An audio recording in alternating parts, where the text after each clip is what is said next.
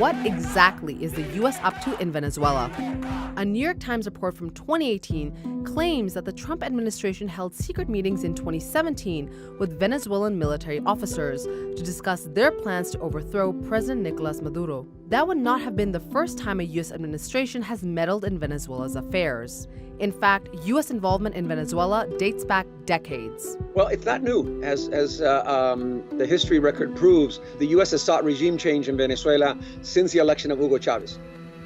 This has been going on a long time. I think the main difference is that the Trump administration is much more aggressive about it and open about it.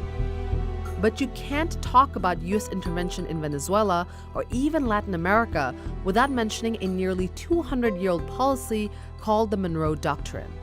To put it simply, it basically declared that the United States had a kind of supremacy in this hemisphere. Originally designed to block European powers claiming colonies in Latin America, the Monroe Doctrine was later interpreted to mean the U.S. also claimed the right to overrule the democratic process on the continent through invasions, coups, and CIA covert operations. The United States is an empire, and so if you're an empire, you want as many countries as possible to line up with you. And so the pawns matter as well in a chess game. In 2013, Secretary of State John Kerry announced the end of the Monroe Doctrine. Many years ago, the United States dictated a policy that defined the hemisphere for many years after. We've moved past that era. But how true is that statement? It never ended. In terms of foreign policy, there is very little difference between liberal Democrats and conservative Republicans on the matter of exercise of U.S. foreign power in Latin America. We've had coups supported by Democrats and we've had coups supported by Republicans. Venezuela also checks another key box of reasons for U.S. intervention: oil. Venezuela's petroleum production reached an all-time high in 1970. A few years later, in 1976, the industry was nationalized. Venezuela has some of the largest deposits of oil in the world, and potentially that oil could be of great asset, as Mr. Bolton has said, if American companies are able to exploit it. Venezuela was always seen as a very willing ally and also as a constant supply of oil.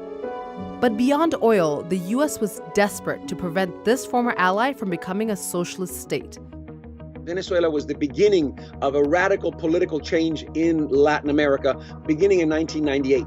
Venezuela went from being the model democracy, the preferred option that the U.S. promoted in Latin America, a pacted democracy that always supported the U.S., to being its nemesis when the election of Hugo Chavez, who promoted regional integration, national sovereignty, nationalism, and an alternative to the U.S. promotion of free trade and neoliberalism in Latin America.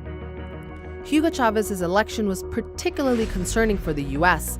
He not only sought to use Venezuela's oil wealth to fund healthcare, education, and other benefits for the poor, but he also aligned with Cuba's Fidel Castro, Washington's longtime nemesis in Latin America. So in that sense, Venezuela becomes a thorn in the side of the U.S., and you add to that the election of Chavez in Venezuela was quickly followed by Lula in Brazil, the Kirchners in Argentina, Correa in Ecuador, Morales in Bolivia, Bachelet in Chile, and you saw a change in the geopolitical character in the landscape of Latin America, and that's threatened the U.S.'s hegemony. So that what's happening now in many cases is an effort to recoup that hegemony, and Venezuela is part of that effort to recover the U.S.'s control and power.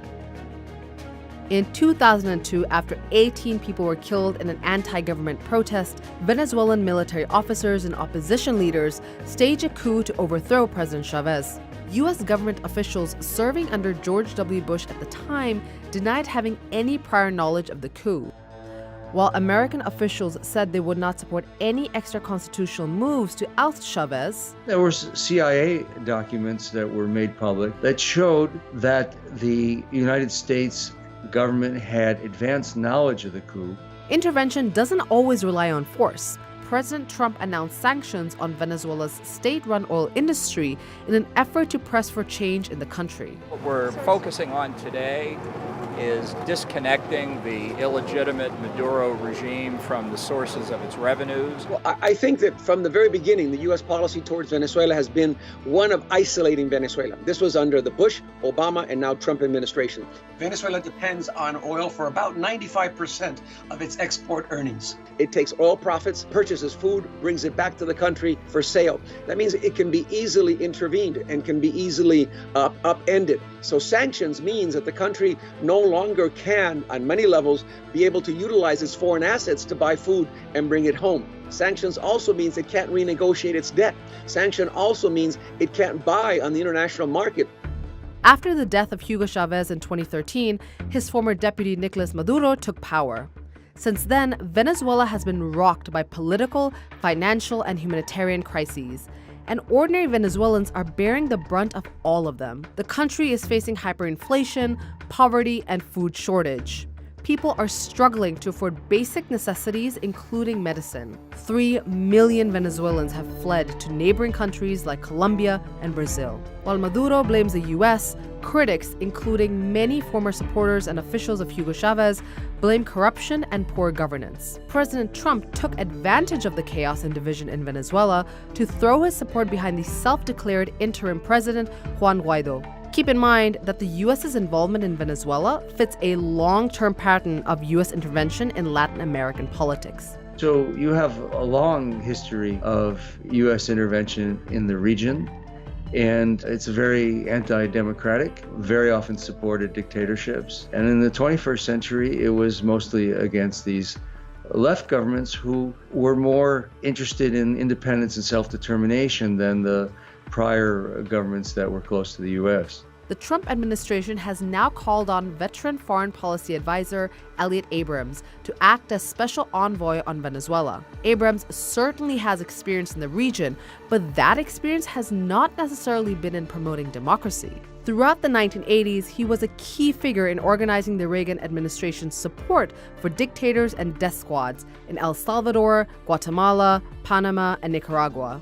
He pleaded guilty in 1991 to 2 counts of misdemeanor for withholding information from Congress about illegal U.S. funding for right-wing Nicaraguan paramilitaries, the Iran-Contra affair.